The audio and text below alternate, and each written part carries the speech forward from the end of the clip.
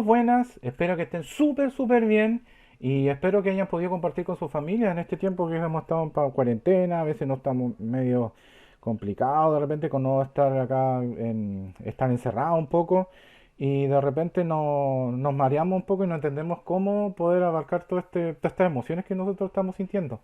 Pero lo importante, chiquillos, es lo que ustedes puedan aportar en este tiempo en su proceso de aprendizaje. Es súper interesante eso.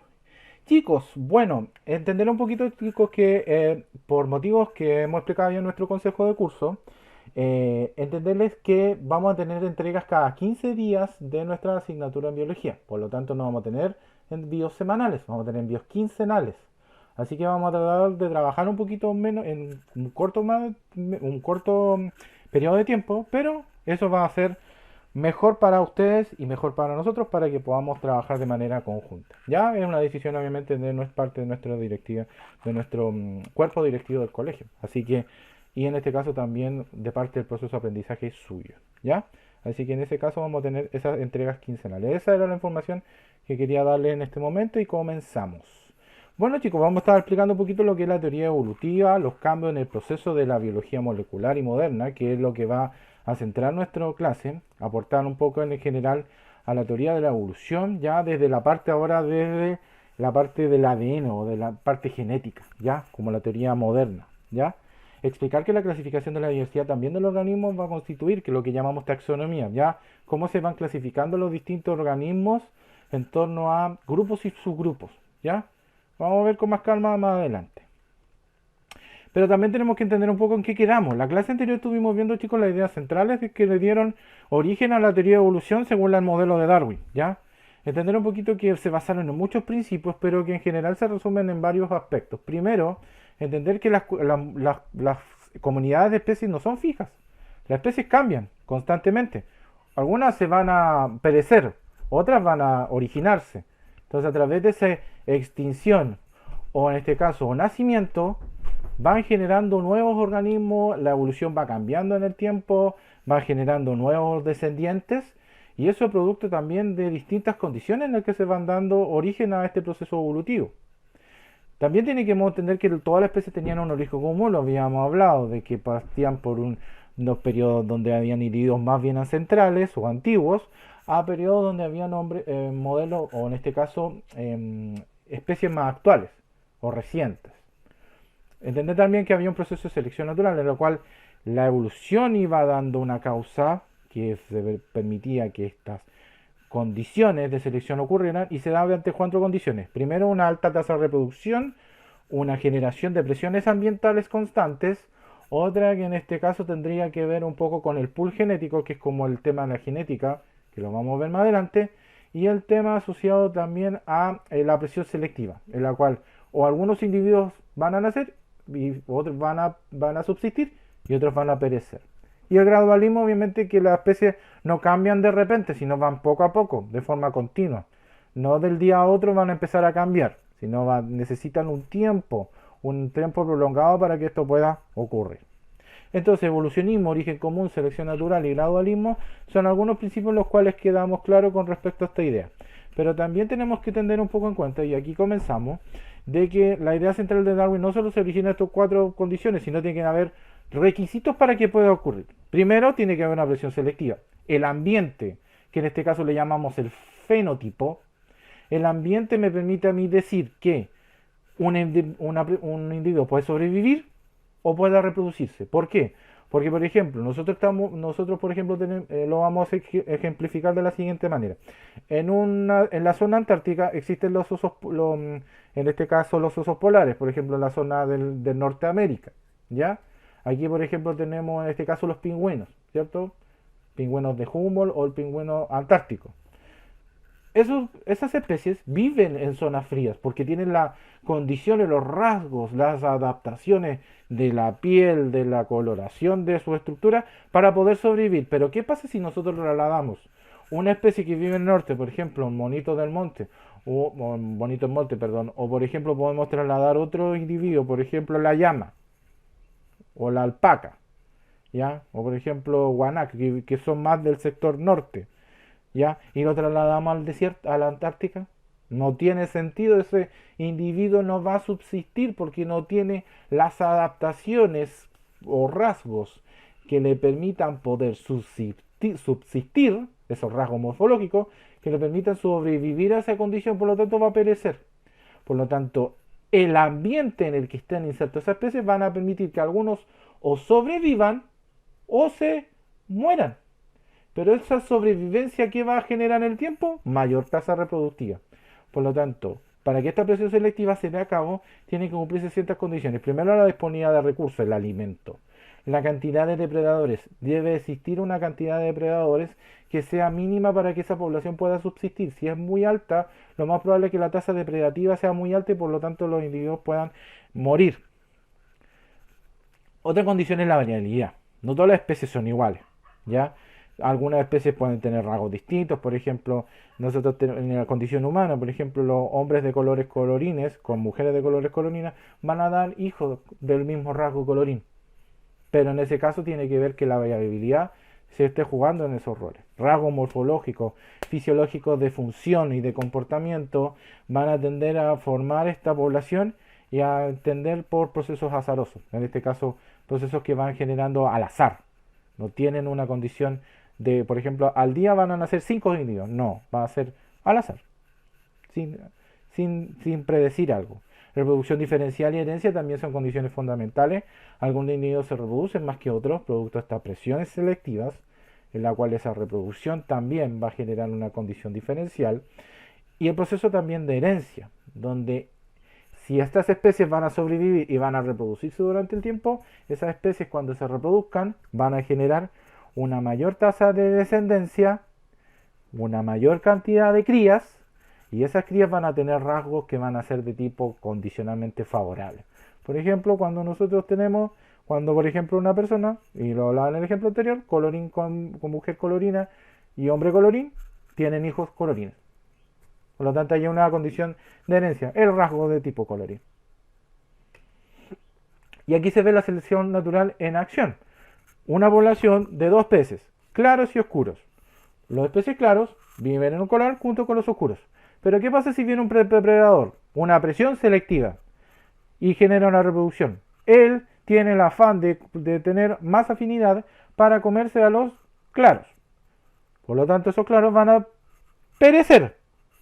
Pero alguno que otro va a tender a subsistir porque tengo la condición mejorada ambiental. No todas las especies van a perecer en el caso de los peces claros. Puede que algún pez se pueda escaramar en algún momento o haya escondido en alguna roca o se haya podido adaptar y va a sobrevivir. Pero va a ser la mínima. Y los demás van a perecer. Por lo tanto, ¿qué va a pasar en la herencia? No se van a dar individuos de muchos de colores claros. Van a ser todos de colores oscuros. Por lo tanto, una población, mediante una presión selectiva, va a moldear a una población. Moldear significa va a variar, va a ser el condicionante para que esa población pueda moldearse y cambiar.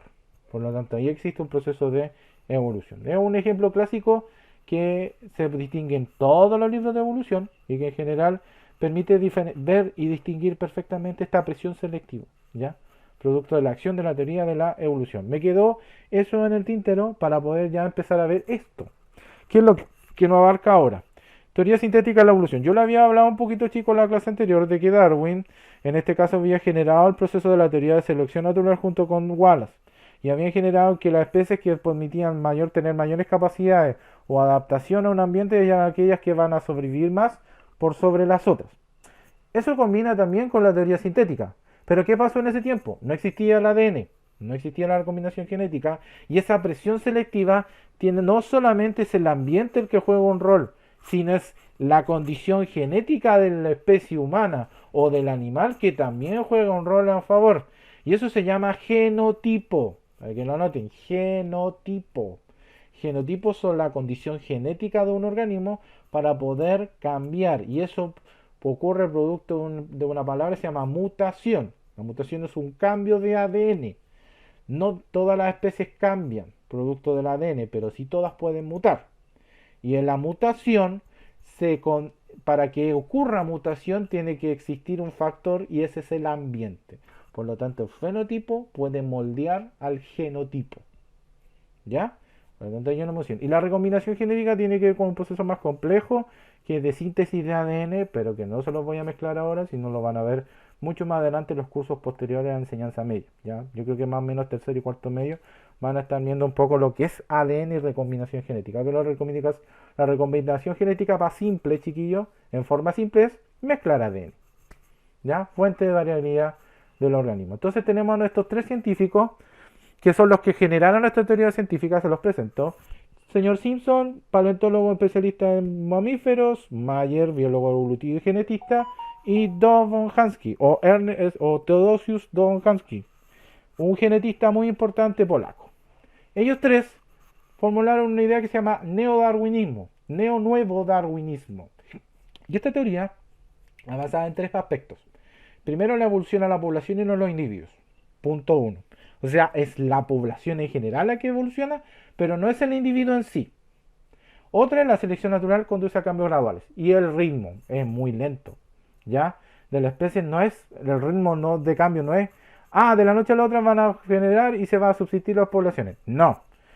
El cambio de selección natural es muy lento. Pero en este caso esta variabilidad, para que actúe y se genere este proceso de variabilidad, como lo podemos ver con nuestro gato siberiano o montés, ese gato, si es el siberiano, tiene el efecto, y es siempre un gato que es muy común, tiene la característica de que su rasgo de piel cambia constantemente producto de la descendencia. Por lo tanto, esos rasgos, esas características de forma o de coloración de piel son aquellas que se van a producir producto de mutaciones.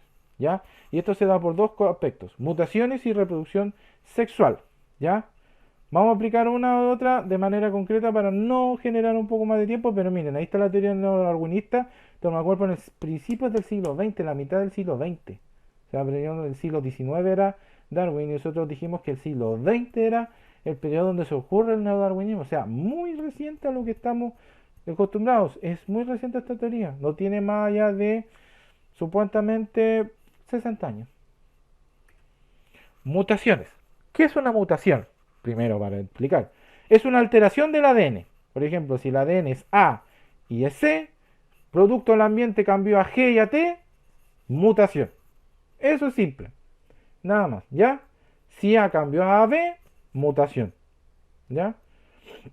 Las mutaciones pueden afectar a los gametos. Los rasgos que son hereditarios, que se van a heredar en el tiempo, se les llama genes. La mayoría de estas mutaciones son muy perjudiciales para el organismo que las sufre.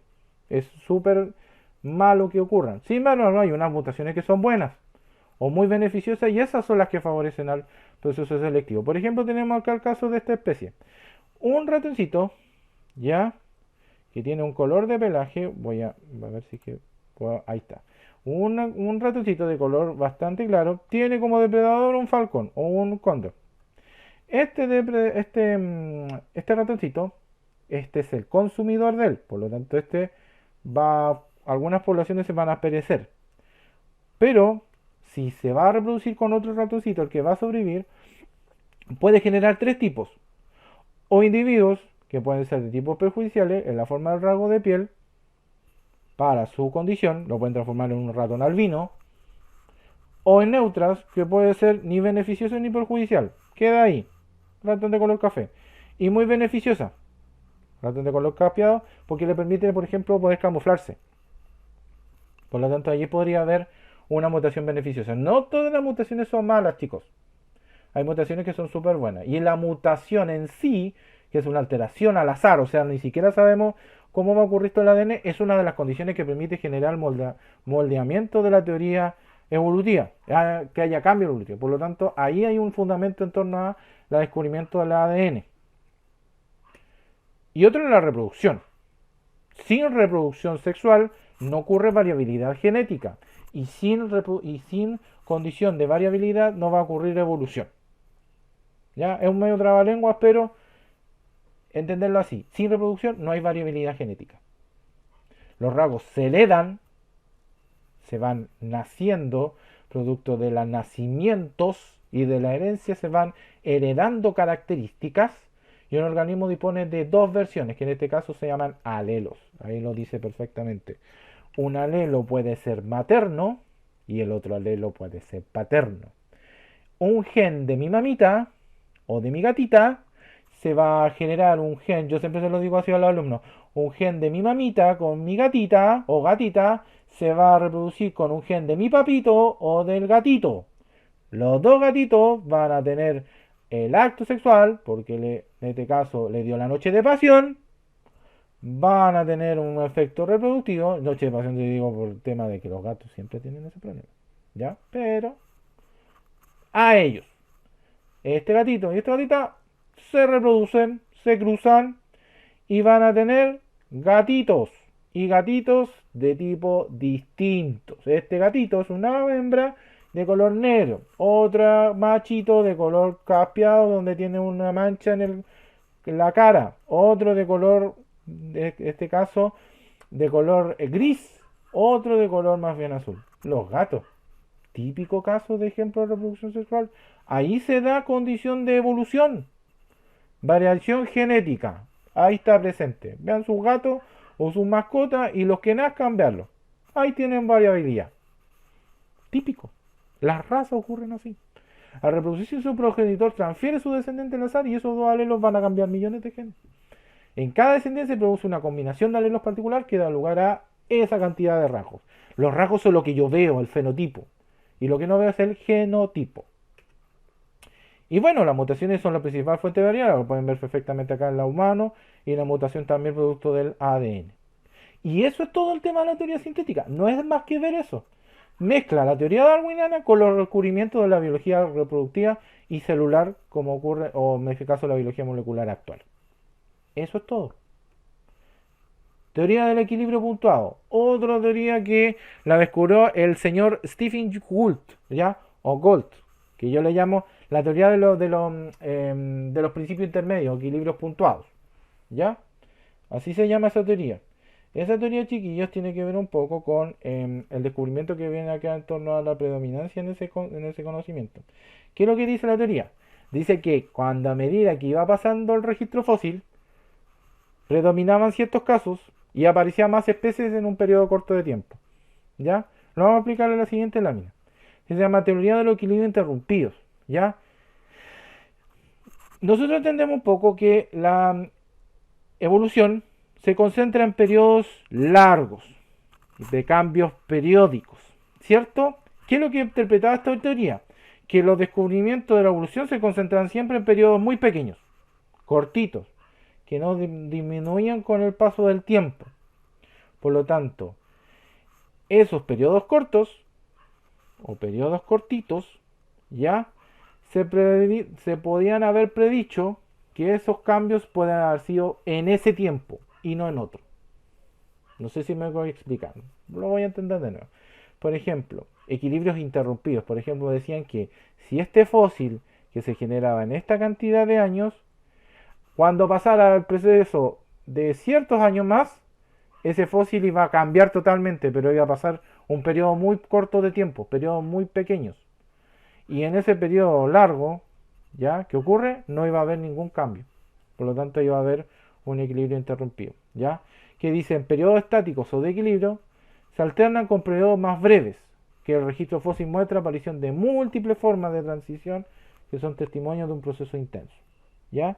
O sea, decimos que en un periodo muy corto, el periodo era bastante de evolución, no era tan prolongado, pero en periodos muy largos, el proceso era más bien insignificante. Por lo tanto, en periodos muy cortitos había evolución, por ejemplo, 2 años, cada 2 años había cambio en el fósil, pero si pasaban 10 o 15 años no había cambios. Y así. Entonces eso después se cayó. Esa teoría de la evolución interrumpida de Gould en el 72 también se cayó. Y se contrapuso con otra teoría que se llama el gradualismo, que los cambios se producían en un periodo gradual y constante. Y a eso se refería la teoría evolutiva. Por lo tanto, en esa teoría se aceptó más el gradualismo, ¿ya? Que los procesos eran más bien puntuales y cambios sucesivos en el tiempo, ¿ya? Y bueno, ahí obviamente tenemos dos teorías totalmente iguales y en el cual el gradualismo también se tomó parte importante de esta teoría de la evolución de los equilibrios puntuales. Entonces, teoría del equilibrio interrumpido, en un periodo relativamente corto se ven muchas presiones de la evolución y no se generan no se generan muchos cambios, pero en periodos más largos de tiempo hay un cambio de evolución bastante simple, ¿ya? ¿Por qué clasificamos la población? ¿Ya? Nos permitimos poder identificar en este caso el periodo del proceso evolutivo y con ello obviamente permitir que las especies puedan tender a descubrir. ¿Ya? Vamos a interrumpir esto. Entonces, ¿por qué clasificamos los seres vivos? ¿Ya? Lo clasificamos. Disculpen chiquillos que se interrumpió un poco por el teléfono, pero lo vamos a dejar igual como está. ¿Ya? ¿Por qué clasificamos los seres vivos? Vamos a la clasificación. Al día de hoy se han identificado 2 millones de especies distintas de seres vivos. Y este número no lo ha dejado aumentar. ¿Por qué clasificamos los seres vivos? Los clasificamos porque necesitamos ordenar esto. Es por ejemplo, si ustedes tienen una caja de Legos y la caja de Legos tienen Legos de color amarillo, rojo, negro y azul, ustedes lo van a clasificar por color. En una caja los Legos de color amarillo, en otra caja los Legos de color azul, en otro y los otros colores. Es lo mismo acá en los seres vivos. Los seres vivos se clasifican, ¿ya? Por grupos o semejanzas o similitudes. Por ejemplo, los que tienen alas de color celeste, los que tienen alas de redonda, los que tienen alas de color jaspeado o los que no tienen alas. ¿Ven? Entonces clasificamos las especies, los seres vivos, ¿cierto? Entonces miren, han dicho que se han identificado más de 2 millones de especies distintas, pero yo digo que es más, son 6 millones o a 8 millones en el cual que no se han podido describir. ¿Ya? Entonces hay una especie bastante, un número muy grande de clasificación en torno a los seres vivos, ¿ya? Para poder manejar esta enorme diversidad necesitamos clasificarlos. ¿Y cómo lo clasificamos? Primero lo agrupamos por categorías. Y ahí está la clasificación. Según las similitudes en las cuales van teniendo cada uno de estos organismos seres vivos, nosotros los vamos clasificando. Las aves, reptiles, peces, mamíferos, hongos, bacterias, ¿cierto? Los vamos clasificando y le vamos dando un grupo. Los mamíferos, los vamos buscando en un aves, reptiles, protistas, otro mónera, los hongos, ¿cierto? Los vamos clasificando por taxas, o en este caso lo llamamos grupos, ¿ya? Por ejemplo, tenemos una cantidad enorme de un cuadro gigante de piezas de Lego, o de piezas, por ejemplo, de estos armas, los que se armaban cuando eran chiquititos, cruces, triángulos, cuadrados de color rojo, cuadrados, triángulos o círculos. Cuando la tía, ¿recuerda? Clasifique por colores, cuadrado, cuadrado, tía, triángulo, círculo, ¿ya? Y clasifíquelo por color, círculo rojo, círculo negro, círculo blanco. Los clasifica. Ahí hay un orden. 2 criterios. Color, forma. 2 criterios. La clasificación es fundamental para su posterior estudio. Este es el estudio lo que llamamos taxonomía o taxones. Taxas. Disciplina que estudia la clasificación de los seres vivos. Hay taxonomistas que se dedican al estudio de clasificar seres vivos. Y lo hacen muy bien. Utilizan claves dicotómicas, muchas formas para poder clasificar. ¿Ya? Pero eso, el estudio de esa especie son las taxonomías. Entonces, para clasificar las especies en nuestro sistema natural, el señor Linneo, o Linné, o Carl Linné, o Von Linné, da lo mismo, yo le llamo Linneo, desarrolló un sistema súper clásico que permite ordenar las especies desde lo más amplio a lo más particular. Lo más amplio, en este caso, sería los reinos, que es el primer taxón, reino. Existen 5 reinos en el proceso de la vida actual de las especies naturales. Monera, Protista,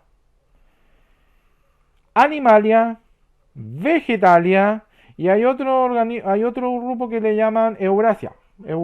Se llaman Eubacteria, que tiene que ver un poquito con arquea. Ahí hay otro grupo. Esos son reinos. Monera, bacterias, protistas, protozoos, monera, o en este caso hongos, Tenemos también Animalia, todos los animales, y vegetal, todos los reinos de los vegetales. Después, esos reinos existen filas o divisiones. Yo le llamo filium, pero es filo o división. ¿Ya? División. Las divisiones, hay muchas. Por ejemplo, en el grupo Animalia tenemos división de cordados y no cordados. ¿Cordados qué son? Son aquellos grupos de animales que tienen cordón vertebral original. Y los otros acordados que son los que no tienen cordón vertebral. Ahí hay un ejemplo. Cordados y, en este caso, o acelomados, por ejemplo, que son aquellos que tienen un cordoncito vertebral. Por ejemplo, ahí están los insectos. ¿Ya? Ese grupo se llama filodivisión, ¿ya? Que le llaman filo. Las clases parecidas se agrupan en un filo. ¿Ya? Después, los conjuntos de los filos, o en este caso los grupos de filos, se agrupan, o los órdenes, se agrupan en lo que llamamos clases. Después vienen las clases. ¿Ya? Dentro de un filo, una división, hay muchas clases. Por ejemplo, voy a tomar el filo de los cordados, los que tienen cordón vertebral. En la clase hay muchos, y ahí están los animales, perdón, aves, reptiles, peces, mamíferos. 4 tipos de clases de cordados. Dentro de esas clases, por ejemplo, voy a tomar el de los mamíferos, hay órdenes de mamíferos. Están los marsupiales, en este caso también, los celenterados, que son aquellos que tienen bolsa nupcial o bolsa maternal. Ahí hay un orden y ahí hay muchos organismos. Eso se llama orden. ¿Ya? Las clases en este caso los grupos de familias se van a agrupar en un orden. ¿Ya? ¿Y qué son lo que viene anteriormente? Familias. Después se agrupan en familias. ¿Ya? Por ejemplo, una familia de mamíferos, marsupial, por ejemplo, de mamíferos, una familia, Félix. Los félidos. Los que son, en este caso, animales que tienen la característica de poder, en este caso, maullar. Géneros son un conjunto de estructuras o de grupos que van a generar, en este caso, que muchos géneros se agrupan en una misma familia. Por ejemplo, Félix. Los Félix, ¿ya? Son los félidos. Y en este caso, un grupo se llama Félix. Y la especie es la propiamente tal, la que se parecen y se agrupan en un mismo género. Ya está la especie y está Felicato. Por lo tanto, voy al revés. Las especies similares se agrupan en un género. Todas las especies que se parecen, por ejemplo, los triángulos que se parecen en sí, forman un género. Luego estos géneros, o conjuntos de géneros similares, van a formar una familia. Las familias iguales se van a agrupar en lo que llamamos un orden. Luego el orden se van a generar todos los órdenes semejantes y van a formar una clase. Todas las clases iguales van a formar una división y las divisiones completas van a formar lo que llamamos un reino. Y el reino ya es lo máximo. Por lo tanto ya sería como el conjunto de todas las especies. Esta categoría recibe nombres de taxones. Todas son taxas. Reino, división, clase, orden, familia, género, especie. RCOFG, yo le llamo así. R de reino, C de clase, RCOFGE. No le pongo el F porque a veces no considera mucho división. R de reino, esta es una regla de mnemotecnia, se aprende a hacerla. R, reino, R. C, clase, O, orden, toman el primer término. F, familia, GE. RCOFGE. RCOFGE, RCOFGE.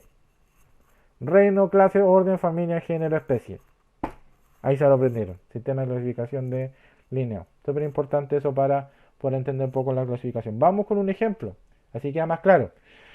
En el reino animal existen 5 reinos. Ya, o en los animales hay muchas especies, 1000 especies.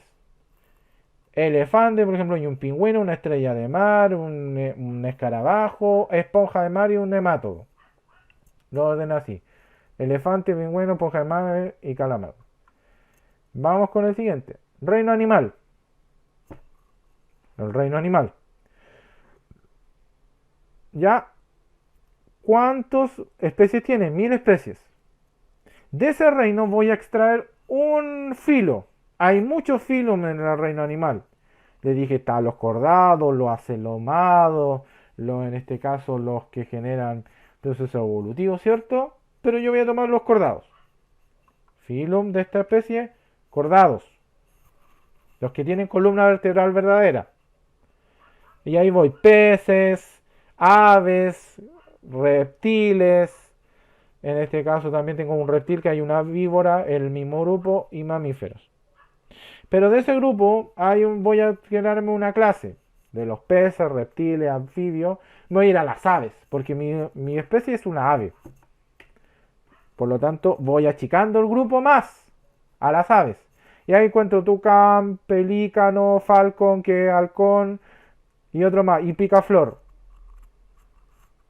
Y dentro de esa clase hay 8600 especies. Y mi especie está en un orden que se llama Passeriforme, que son las canoras. Las canoras son una especie, chicos, son especies que pueden cantar o generan en la sininge, que es como su proceso de evolución en su garganta. Ellas no tienen una cuerdas vocales, tienen una estructura que se llama sininge. Y esa es la que permite el canto del ave. La sininge va cambiando con la especie que va uno descubriendo. No todas tienen el mismo canto. La clasificación de la especie también se puede dar por un criterio de canto. Se pueden oír las aves. Paseriformes, 5160 especies. De esas paseriformes hay una familia que se llama Strildidae. Muchas especies, Strildidae, paseriformes, falconiformes, etcétera. Hay muchas especies. Y de esa familia justo cayó en la Strildidae. Después viene un género que se llama Poéfila, que son menos especies. De esa familia, orden, hay muchas familias. Y de esas familias, muy poquitos géneros. Poéfila. Y luego está la especie, Poéfila acuticauta, que no tengo idea cuál es el nombre común, pero ahí está el nombre científico, ¿ya? Debe ser una especie de Canadá, más bien, ¿ya? Ahí desconozco un poco. Pero la especie Poéfila acutilata, su género es Poéfila, el género Strildidae, origen falciforme y aves y mamíferos. Entonces, chicos, tenemos RFC, clase, orden, familia, género y especie, como la clasificación de los seres vivos y su taxonomía. No sé si queda más. Y eso es todo, chicos. Vamos a dejar un poco con el tema de la RCOF, que vamos a tomar eso en la próxima clase. Vamos a ver un poco de ejemplos concretos de taxonomía, pero para poder quedar un poquito y que respiren un poco de estas materias. Chicos, la actividad de clase va a estar en la plataforma de nuestra aula de asignatura. Se va a publicar. Horarios de consulta, atención, lunes a viernes 8:37, lo digo siempre, no se realizan consultas fuera del horario, ya es para beneficio de todos ustedes. Espero que estén súper bien, chicos, cuídense y nos vemos. Chau, chau.